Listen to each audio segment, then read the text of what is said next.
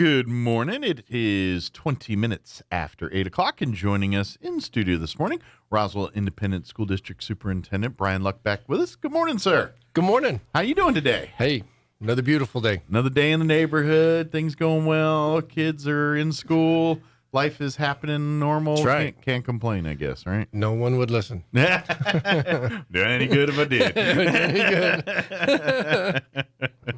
Yep. So, well, that's good. But let's talk. Of course, for folks that aren't familiar, school board meets that second Tuesday of every month. Today's actually, it's kind of because the first was like a Thursday this year, so it kind of threw off me a little bit as far as the. It feels like we're halfway through. Well, tomorrow we are halfway through the month, and it does. It puts a kind of a weird spin on this meeting, but the second Tuesday of every month. But I'm just kind of curious when once the school year is going, especially this one that's kind of those first couple months after. Are those generally quieter meetings or big? Because I'm thinking most of the work was done during the summer, or we'll be doing later. So I'm thinking it's a bit of a lull in as far as the agendas for some of these meetings. It's interesting. So, and again, this is technically second year for me. So, last year is such a blur, but that's my only reference point. Of course, nothing's normal for about the last couple of years. No, but I know what we've tried to do is to bring to the board, to bring to the public all of the work that we are doing. Gotcha. And we did have some test scores come out the other day, just really trying to emphasize what we're doing and what we're trying to do different. So for the most part, yes, to answer your question, I think there is a down in the anxiety a little bit about things that are coming up at the meetings, but a lot of it is just reporting out on the business that we're doing. And, people getting their grooves, basically. Yeah, and it's a pretty heavy lift right now as far as getting things back into normal. Gotcha. Whatever normal looks like, but we're getting back. How what's that look like for you guys now in terms of, because it's getting back to normal, but at the end of the day, we're still playing catch up, as a district. And this is not just unique to RISD. This is across the country. And society in general is going to do that. And what it's done for us, though, is it's given us an opportunity to say, okay, like, where are we at? So we continued our standardized testing throughout the pandemic. A tribute to my predecessors and to everybody that made the decisions to continue to go ahead and to give assessments. So we've been able to track as we've gone through. It has shown us, where are we? And then it does give the teachers the opportunity to do a massive reset and say, okay, 3 years ago, 4 years ago, I was at this point in my curriculum at this point in the year, and this year it's just going to be different. We've not had our mask on. We've not had to deal with a lot of the things that we've dealt with last year. But now we're getting back to the business that is our business, which is educating kids and getting them there. And we've dealt with some discipline, some behavior issues, because when you take people out of a standardized setting and let them kind of go and roam and do, they're going to go and roam and do. And when you got to retrain them a little bit, you bring them back, and it's tough. And I think that was a lot of last year. We had the growing pains of just thinking we could walk back in and flip a switch and everything would be back to the way it was. And it wasn't. And that became real apparent. And then you take the hit and you stumble back a little bit, and you assess and you look at it, and then you formulate that plan. And we had people saying, well, you should have predicted this. And I don't know that I've been in education a long time, and I would have never thought that we would have run into some of the obstacles that we did, and not monster obstacles. I'm not talking curriculum things. I'm just basic behavior. Come in and sit down, and don't throw that across the room. Well, especially when you get into those younger kids, kindergarten, first, second grade. These are kids, and especially those, they don't, when they're kindergarten, this is the first time some of these kids have walked into a classroom. They don't know that procedure. They don't know that stuff. And then you put it in a world that was different before. It's a lot of different variables. So kids that, you're thinking by second grade, these kids should be pretty well versed in how to act and proceed in school. But because they haven't had a normal school year in the last couple of years, they don't really understand yet what that process is. And so things that teachers that normally hey, at this point we're focusing on this. They're like, Yeah. no, we need to back it up a bit Right. and focus here before we get here. And that's that learning lesson that everybody's kind of, and it's trickulating up and down. It's it kind of starts there, but kind of it goes up and down the line. Right. Well, and if I've got my math right, it would be this year's second graders that a year ago were first graders that went through a full year of the mask. That the year before that, we had school out. That the year before that we ended early, so we're talking pre-K and/or kindergarten, and that's a tough set of years to miss. Yeah, and again you're building foundations. Big lessons, everything I ever needed to know, I learned in kindergarten. Some of that's really ringing true with what we found last year. Sure. Now, obviously we have some issues right now, but the difference is this year we knew that going in, so we were able to throw some support at every building with extra bodies. Looking at the training that we did over the summer and really kind of narrowing down our hot areas to help the teachers and then ultimately help the kids be successful. Absolutely. But one thing we got to all understand, and this is all of us, is to achieve this goal, it's not all on the teachers. It's not all on the admin. Right. It's not all on the parents. It's on all of us. And that's something we all need to do our part. And the teachers aren't going to be successful without the support of the staff and the parents. Parents, you're not going to have success unless you support the teachers and the admin. Admin, they're not going to find success unless they support the parents and the teachers. It is a circle that has to be in concert for this success to happen. Absolutely. Yeah. Well, and speaking of parents and everybody working together, we do have our open house. Our first parent conferences, not open house, but parent conferences are this week. Okay. We're getting close to mid-9 weeks, and we thought this particular year the plan was It's already going that fast. It has. So we've got that Thursday evening, so tomorrow, from 3 to 7 at your child's schools, and then Friday morning. Okay. As well. And then Friday afternoon, since our teachers are coming in early, they'll be out. Okay. A lot of times you kind of schedule an appointment with your home teacher. Yes. Generally. So I don't know about high school. The primary grades more so than the upper grades. Gotcha. You bet. And I know that the teachers have already put that out. But if there's some grandparents or anybody out there that listening to this or they see some kiddos walking around and wonder what the heck they're doing, it's okay. We've this is a time for us to get our parents the information that we need, and again, like you said a second ago, it's an immediate check, and our hope is that this is just one of several that have already happened. That the parents and teachers have already communicated, but as far as one of our official dates, this one is coming up here. Good deal. So please, if you have not gotten with your teachers, parents, please do so. Have that conversation. Ideally, you're like, kids doing wonderful, great. We'll just keep on keeping on. But if there's issues and things, this is how you find them. This is how you correct them. This is how you keep them from escalating into a bigger problem down the road. Well, this is face to face this year. I mean, we've granted we were back there towards the end of the year, about as close to normal as what we could have been, but we still had a couple small things that we were dealing with, and we had some places that still wanted to continue with virtual as far as parent conferences, but we're face to face, opening up the buildings. You've got parents that might have third graders that have never seen the inside of these buildings because they haven't been able to up to this point. So, get in, get active.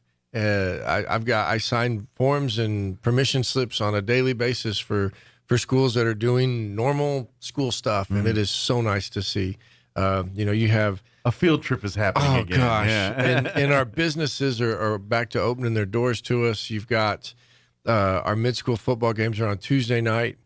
You've got soccer, volleyball, high school volleyball, mid-school volleyball. You've got high school soccer.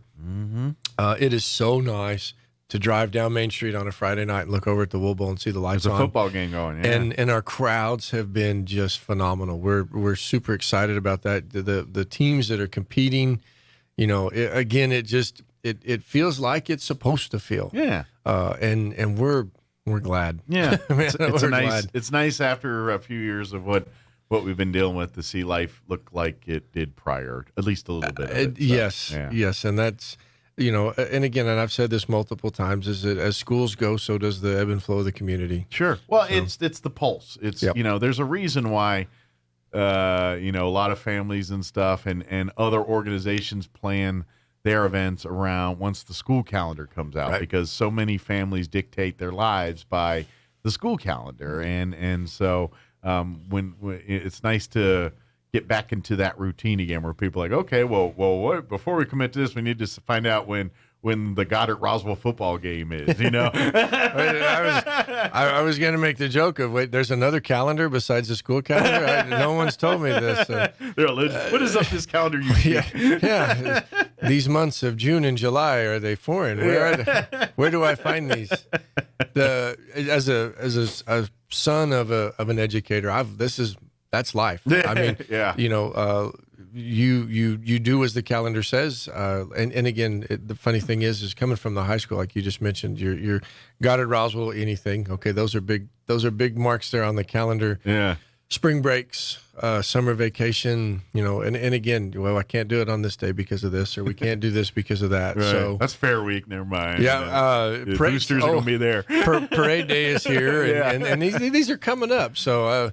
And again, it's excited to get those again. Those are nice. It is. So we're glad to see the kids getting, and let's face it, that extracurricular world of sports and FFA and all the things that kids do, that enhances that educational experience. It does, and that's it. So it's good to see that is back in their lives too. So. Well, and we've got kids at the state fair right now that are showing animals, that are finally back in person showing animals and living up in the dorms there on the a year ago it was here. Yes, a year ago it was all happening here. Which again, we were very thankful our Eastern New Mexico State Fairgrounds were able to accommodate, but that's probably not the most ideal thing for those state fair people. Right. But and it's not the state fair. Yeah. And as a kiddo growing up, the older brothers, older sisters, or you hear of moms and dads, the years that they did that, where they showed their animals at the state fair.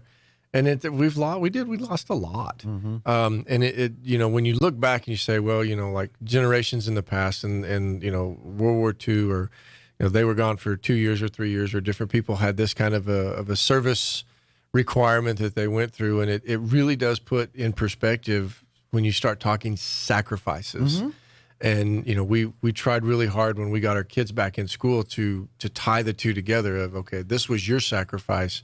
Imagine what generations of the past felt like whenever they made, and some of them made the ultimate sacrifice. But when you're talking about, you couldn't do this for 6 months. Imagine not being able to do that for 2 years. Sure. So it was a neat opportunity for us to tie and do some generational bonding, if you would. But even but seeing how our history fits in the scope of the history of that, and just the, like you said, that you see what we're going through, and we talk, you hear about the greatest generation and what the sacrifice they made. But at the same time, that generation looks at the generation before them and says, look what they did. Yep. And that's really what it is. And at the end of the day, each generation is supposed to kind of push the envelope a little further than the one before did. I think when it comes to pushing the boundaries of humanity and science and technology and all of, pushing that forward, every generation, it's kind of like, and I know we're getting way off here, but like when you look at the Artemis project and this things that the NASA's doing now, I'm like, why did we ever slow down doing this? We should be, we were making such progress in humanity and going on and exploring stars, and now, we should be at Mars by now. I'm sorry, the way we kind of stalled here in the 80s and things like that, and humanity needs to keep testing those bounds and exploring and all that. If you would listen to Clyde Lewis, you would know that we're already there. Clyde is a wonderful man. I do not listen to all of his stories. No, I did think it was interesting, when he was here the other day, and I actually did drive by and Check it out. I did try to check it out. Yeah. He's I've had several meals chit chat with him, and we've had some interesting conversations about like moon landing and things like that. I can only imagine. I can only imagine. Let's talk a little nuts and bolts though from the last school board meeting here yesterday. Is there some of the things we want to highlight? Any things we want to share with the public? Make sure it's on their radar. Yeah, I think so. We've got we had a couple information items that were pretty important last night. We did had a presentation by Sunset Elementary, and they went over what we're calling our 90-day plans, and it started as a compliance piece with the state, but then as our principals, our curriculum and instruction department started taking a look at it and really making it a plan and making it a process. So what we're trying to do is bring those before the board and give them an opportunity to hear what as many schools as possible. I mean, we have 12 meetings and then that's a year, and so we're trying to crowbar them all into that. Well, we're trying to roll everybody through, and it's tough because our schools are doing a ton of work, and limiting them to 10 minutes into that. But Sunset Elementary came in and did their 90-day presentation last night. We did a brief presentation to the board about some opportunities that some of our buildings have been given with some funding from the state. Mesa Middle School, Nancy Lopez, Pecos, Sierra, and Sunset. No, okay.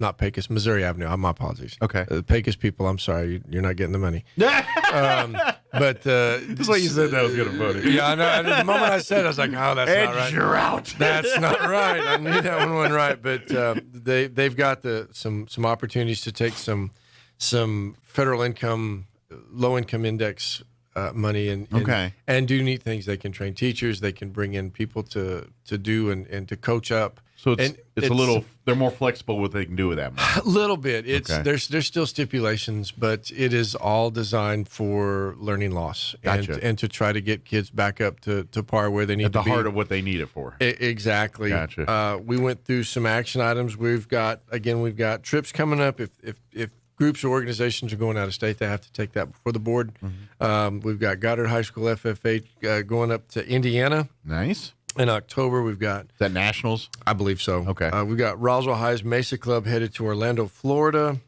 Roswell High School's band headed over to Denver City in October for a band competition. Real quick, Mesa Club's a great thing that schools have. Those guys, it's been a couple years, but I got a chance to interview some of the Mesa Club kids at a tailgate party, and they brought some of their like widgets and things they create and stuff. And it's such the STEM stuff. It's so great. So I'm guessing they go to some kind of competition in Orlando there to make robots or something like that. Well, I don't know what they're making there. Yeah.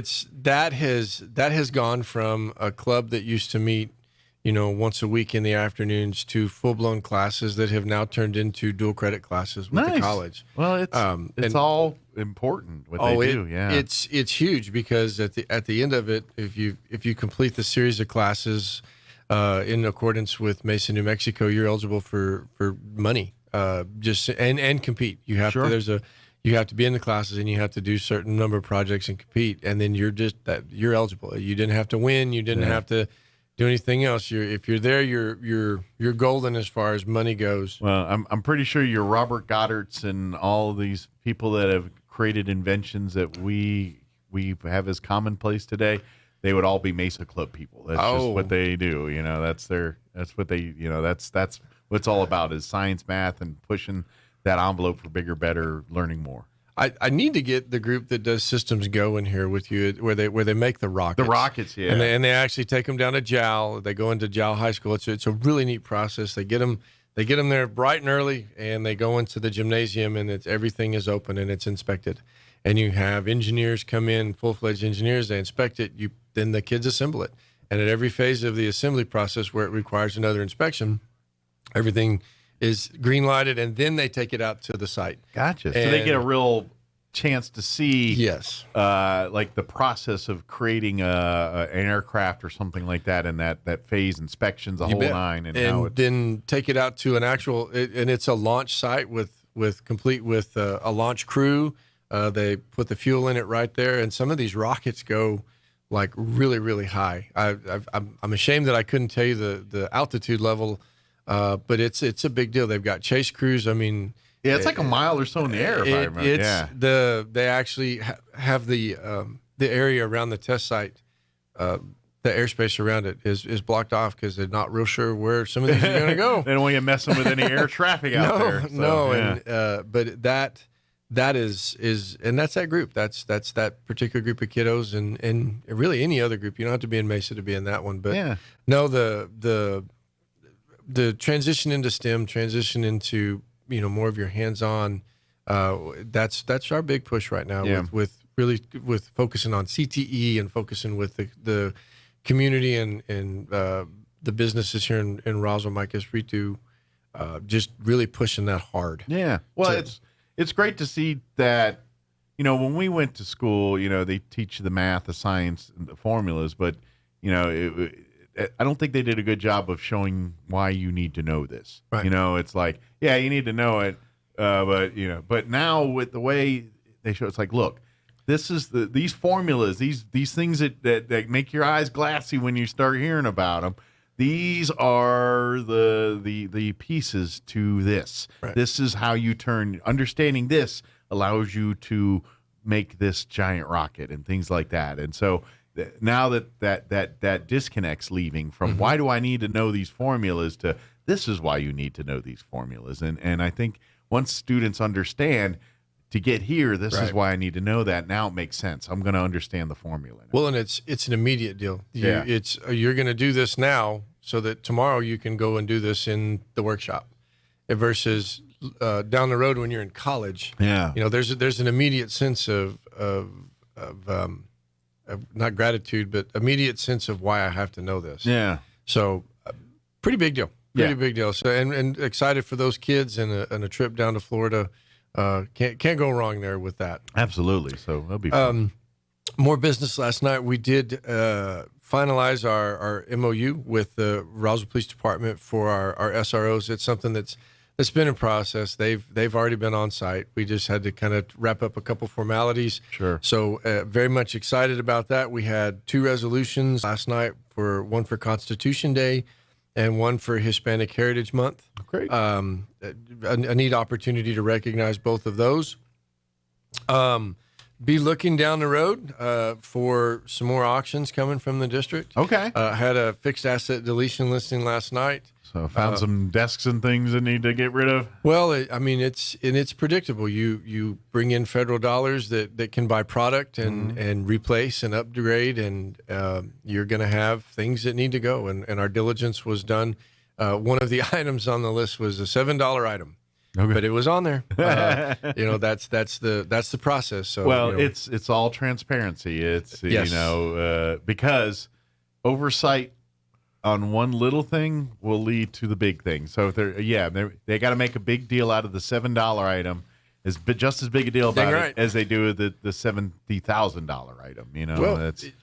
It was paid for. Yeah. The tax. I mean, and as a taxpayer, I mean as well. I don't want to be. You don't want to miss that. You want to make sure that you're doing your diligence and.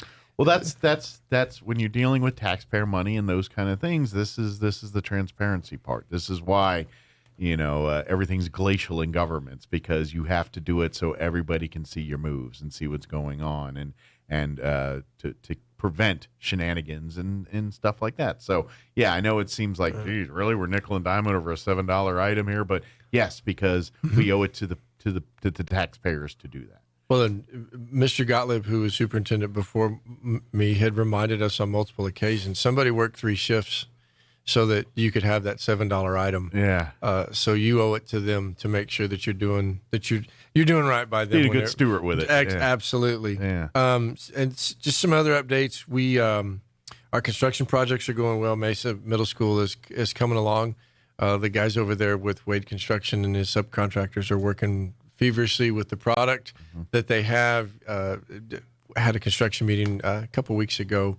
Got to tour the building, and I'm going to tell you right now, it is going to be nice. Nice. We're really looking forward to showing that off whenever it is up and going. Do they have a ballpark on when they think it'll be ready? Or I would be hesitant to say too right early now. to give something concrete. I think so. I think we're going to miss the deadline. if I remember correctly, it was like next December if I've got that total turnkey. Okay. And the plan was just to start moving in phases. And I think as product has not become available, Gotcha. We're just going to be delayed a little bit. Well, it's like the old Mike Tyson saying, everyone's got a plan to get punched in the face. And, you know, COVID punched people in the face and made people change their plans. Heating and cooling units, something as simple as small computer chips that go in boards that go inside the big units that, you know, it's amazing what we're waiting on. But still, if you get a chance, drive by there. You're really going to be excited. And then again, once we get that up and open, we'll make sure that we have everybody run through there. Let's see. Did remind our senior parents that we've got senior meetings going on right now in our district, and those are pretty important. Okay. As far as if they need resources for their senior year, you know, don't schedule your senior meeting for April. That doesn't really do you any good as far as going forward. Yeah, the whole idea is to make sure you got all your ducks in a row and everything there. So when you get to April, you're not scrambling to get these things done.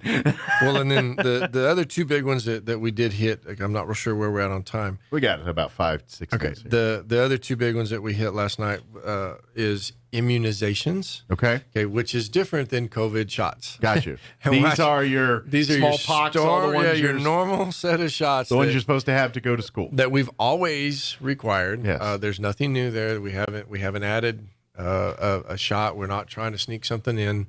But what I would like to say with that is that came out about 2 weeks ago. We had a pretty substantial list. Started working with our parents, working with the community as far as trying to get people in to get them shots. And we have had a monster success rate from that. And just want to continue and reach out to people if they're having trouble finding someone, finding a physician, finding a caregiver to get their kiddos their shots. If they'll reach out to even my office, okay, we'll help them with that. We've got our school-based health centers. We've got, you know, there's multiple sets of doctors in town that could help. Good deal. They just need to know that they need to help. And I know that especially when it comes to the children's immunizations, the New Mexico Department of Health, you reach out to their offices here. They will give you resources on how to get that stuff done too. So well, and they've got all that. I mean, that you're not having to wait on something. You're not having to contact a physician that's going to have to order some of that, and then those records are kept. Yeah. So I mean, it was very beneficial even for myself. You know, when get into college and somebody says, we need your shot record. And I'm like, well, I don't know where that's at. Keep that around on me here. Well, go to the Department of Health.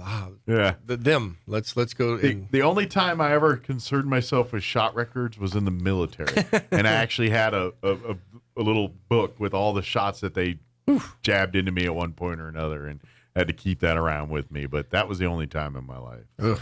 Well, probably the last big item that we did discuss a little bit last night was our school board zone redistricting. Okay. So not schools zone redistricting, but what territory the school board members are responsible for representing. And this has been a process that we've been going for months at this point. We've had multiple public meetings. Last night, it was just more of an update that we probably need to come back to the October meeting with whatever we're going to call choices. Okay. So that our board can make the necessary selection, and that we can go on and turn in all of our information in a timely fashion. Is the redistricting pretty radical from what it looked like before, or is it just a couple little areas that are like, all right, we got to figure out what to do here, but the rest is pretty much set in place? We've been pretty fortunate. We have a group from Albuquerque, Collinwood Research, came in, and they've given, I think we're up to 7 or 8 public meetings up to this point that they've given people chances to come in and ask questions. Not a lot of movement. There's a couple that just need a little bit of tweaking just to keep them back in balance. We've had a positive feedback from those that did come to see the meetings. Last night, the board members were presented with little 8.5 by 11 maps. Okay. Of that could be potential changes if they wanted to drive through. We're going to print large maps and have them in the boardroom. Okay. For the public, if they want to come by and take a look and say, okay, this is a change, that's a change. We're going to leave those up. so that it's not like a 2-day event or anything like that. We'll put them up. We'll leave them. We'll start advertising for that once we get them up. The plan is to have them up by Monday, so that the transparency. We're open to this, and then if somebody wants to go by, take a look at that, and then they communicate with their school board member. Just curious, and you can tell me to go pound sand. This doesn't get as political as, say, like county or city district redistricting is it, or does it? Okay, so, man, it should not, and I don't believe it will. We have had a really good process up to this point, and I don't envision something changing from now until the end of the process. So you don't anticipate any contentiousness here or nothing? Shouldn't. And again, all 5 of our members were at a presentation probably about a month ago now. And we had a really good work session where they were able to ask questions. Again, the organization that's working right now, you could make a suggestion. They could make the change in real time, and then they could tell you all of the rest of the categories that would change if you did that. It would change the voting age, would change the total age. Really, I never participated in anything like that.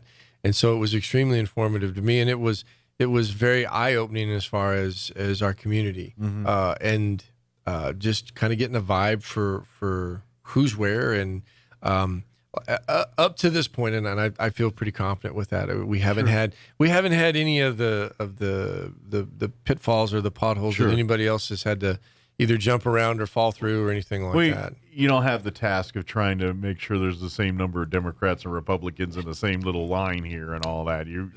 School districts, others worry about that kind of thing. Yeah, you guys, we are nonpartisan. You're just like, look, we just need to have the same number of families represented by each of our school board members here. Right. So that we just want to make sure that's as fair as possible here. Well, and Dr. Collinwood has done a really good job as far as like the history, and he did take some time to get to know Roswell, which I want to credit him for that. I mean, he wasn't a fly-by-night company that came in and looked at a map and said, "Draw some lines." This is what we're going to do. See you next time. As we've had our meetings, his knowledge of the community has grown even more. So when he would make a change or do something like that, he was able to validate and or to bring up potential areas of why you wouldn't want to do that. Gotcha. So like I said, for me, it's been a really neat process. And again, I haven't gotten any type of a sense from the board that there's contention to this. It's just, okay, it's time. It is. And I'm just prepping listeners because like we've heard about this with the county and the city and saw where it went.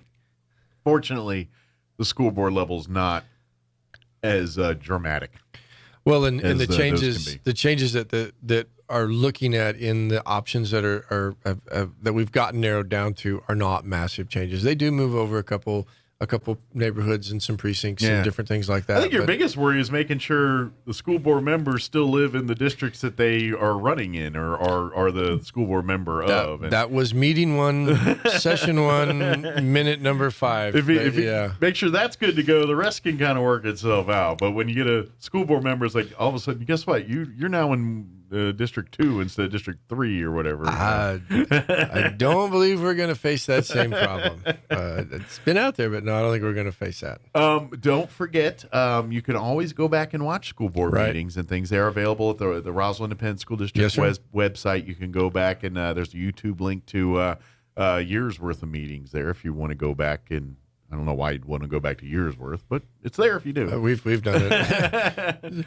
I could see it for maybe a point of reference for you guys. It's like we talked about that one meeting, just much like your notes would be there. Right. But the rest of us, I don't know if you'd want to be into that, but you do you.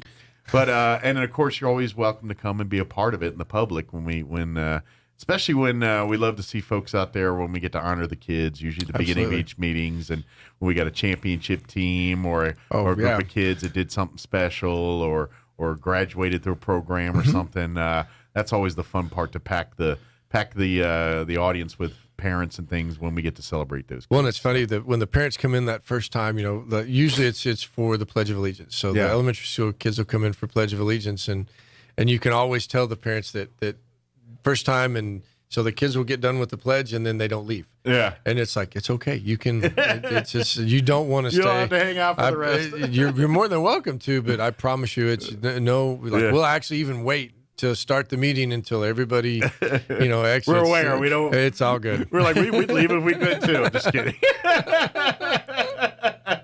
They're like, where are we going to dinner? Let's go. But please, come out and be a part. And then, of course, don't forget, get with your parent, get with your teachers, get with your staff as parent-teacher conferences going on here, and get those set up. Get meetings with your teachers, and make sure everybody's on the same page when it comes to your kids' education. Right. Here. So absolutely, good deal.